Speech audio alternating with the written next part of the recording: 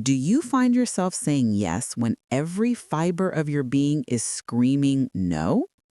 Do you lie awake at night replaying conversations, wondering if someone's upset with you because you set one tiny boundary? Or maybe you've canceled your own plans, again, because someone else needed something and you physically couldn't handle the thought of disappointing them?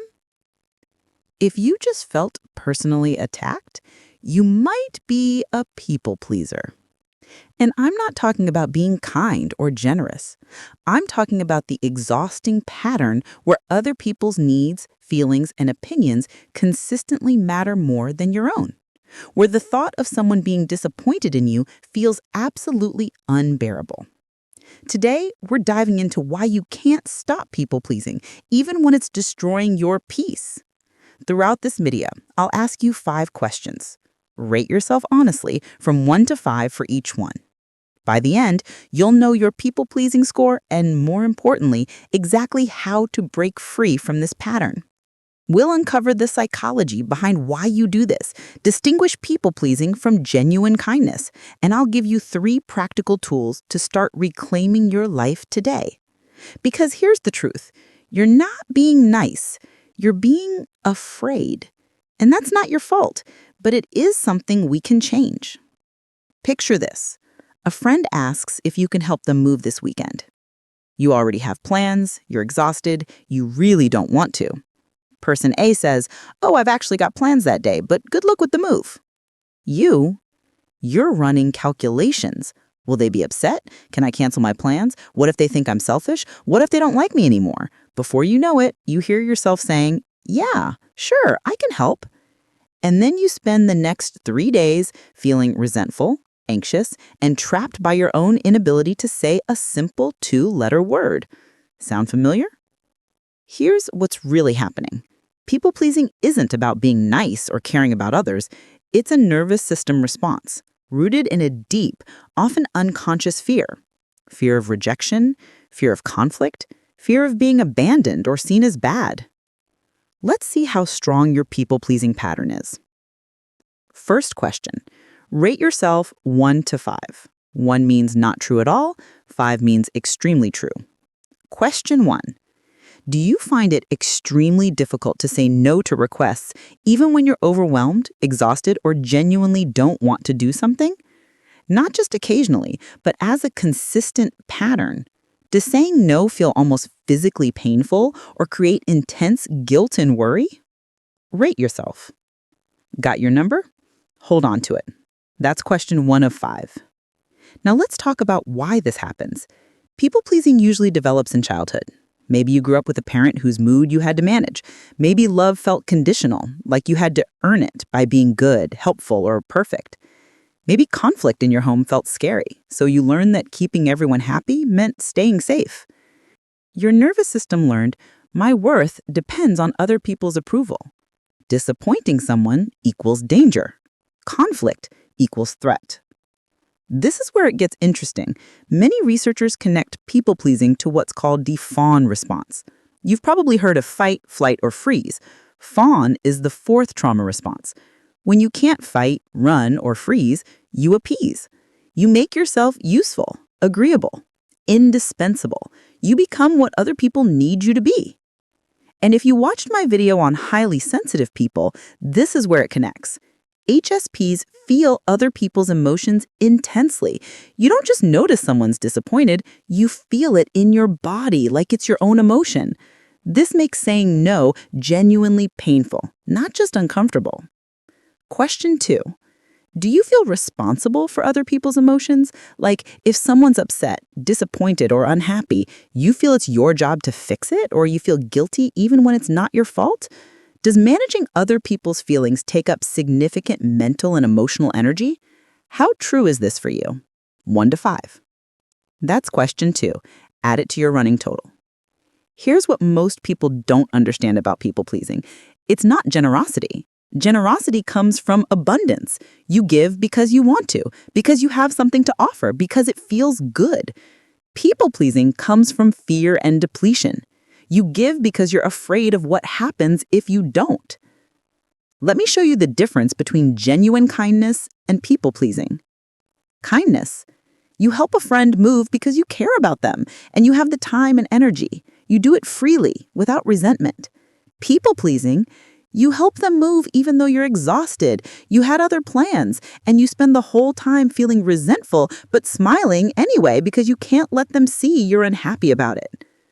Kindness, you consider someone's feelings when making decisions, but you also consider your own needs. Both matter. People-pleasing, other people's feelings are the only factor. Your needs don't even enter the equation. You've trained yourself not to notice what you need. Kindness, you can say no when something doesn't work for you, and you trust the relationship will survive. People-pleasing, saying no feels like risking the entire relationship. You'd rather suffer than risk someone being disappointed. Question 3. Do you often feel resentful, exhausted, or even angry after agreeing to do things for others? Do you frequently overcommit, overgive, and then feel depleted, but you keep doing it anyway? Does the word resentful describe a significant amount of your relationships? Rate yourself. 1 to 5. Keep that score going. And here's the really difficult truth. People-pleasing often attracts people who are happy to take. Not always, but often. Because when you never say no, when you always accommodate, when you bend yourself into pretzels to make others happy, you attract people who find that very convenient. And then you're in relationships where you're doing all the work, managing all the emotions, making all the compromises. This isn't about blaming you. This is about understanding that people-pleasing is actually a form of self-abandonment. Every time you say yes when you mean no, you're telling yourself, my needs don't matter, my feelings aren't important, other people are more valuable than I am. Let's talk about what people-pleasing actually costs you, because it's not free, it's not harmless, it's incredibly expensive. It costs you your energy. You're constantly running on empty because you're giving from a depleted tank. It costs you your authenticity. People don't actually know the real you because you're too busy being what they need. It costs you genuine relationships. When you never express your real needs or opinions, people are in relationship with a performance, not a person. It costs you your self-respect. Deep down, you know you're abandoning yourself, and that creates shame, anxiety, and a chronic feeling that something's wrong. It costs you your boundaries. You don't know where you end and other people begin. You've absorbed everyone else's needs so completely that you can't even identify your own anymore. Question 4. Do you struggle to identify what you actually need or want because you're so focused on what others want? Do you often feel like you don't know yourself anymore, or you've lost touch with your own desires and opinions and preferences? How true is this? 1 to 5. One more after this. Psychologist Harriet Breaker wrote about what she called the disease to please, describing how people-pleasing becomes a compulsive pattern that damages health, relationships, and well-being. Research on codependency shows that chronically prioritizing others' needs over your own is associated with higher rates of exhaustion, mood challenges, and relationship difficulties. This isn't about becoming selfish. This is about understanding that you matter too. Your needs are as valid as everyone else's. Your feelings count. Your preferences are legitimate. You are allowed to take up space. Question 5. Do you apologize excessively, even for things that aren't your fault? Do you find yourself saying sorry constantly or feeling guilty about normal, reasonable requests or boundaries? Does the word sorry come out of your mouth multiple times a day for things you shouldn't be apologizing for? Final rating, 1 to 5. That's all 5 questions.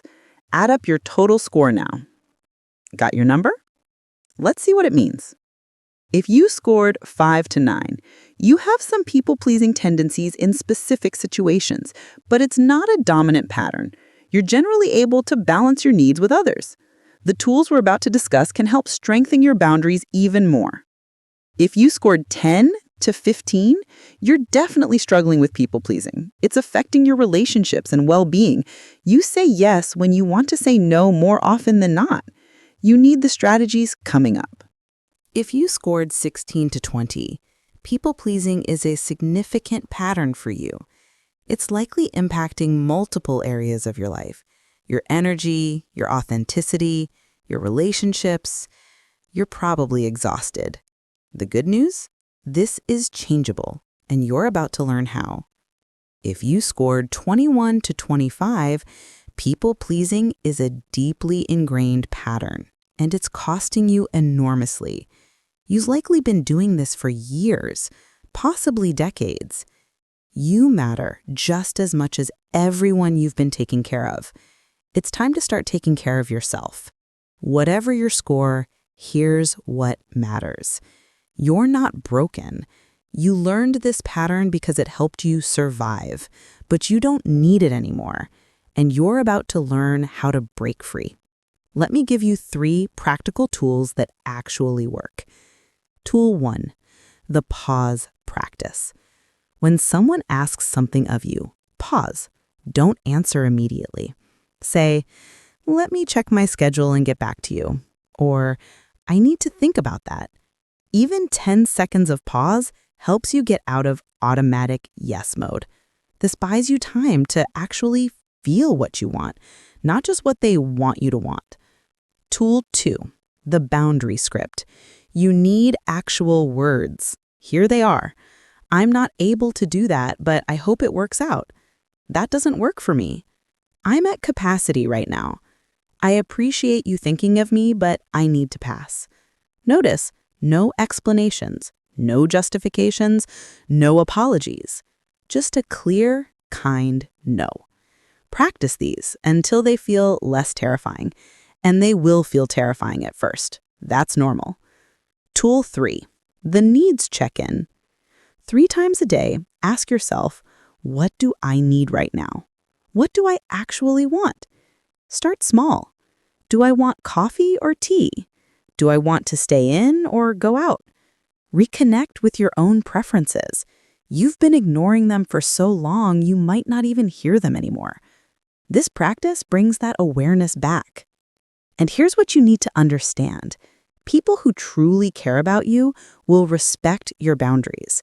The ones who get angry, manipulative, or reject you for having needs, they were never safe people to begin with. Your boundaries will filter out people who are only there to take. So, are you a people pleaser? If you are, I need you to hear this. You are not responsible for managing everyone else's emotions. You are not required to set yourself on fire to keep others warm. Your needs, your feelings, your life, they matter. Not because of what you do for others, but because you exist. Breaking the people-pleasing pattern isn't about becoming mean or selfish. It's about becoming honest. It's about building relationships where both people matter, not just them. It's about finally giving yourself the care, respect, and consideration you've been giving everyone else. If this video resonated, hit that like button and subscribe for weekly psychology content. Drop a comment below. What did you score? What's your biggest people-pleasing challenge? Next week, we're exploring why some people overthink everything and how to quiet that anxious mind. If you're a people pleaser, you're probably an overthinker too. You won't want to miss it. Until then, remember, you're allowed to say no. You're allowed to have needs. You're allowed to take up space. And the people who love you will still be there when you start showing up as your real self. Now go practice saying no to something. Start small. You've got this.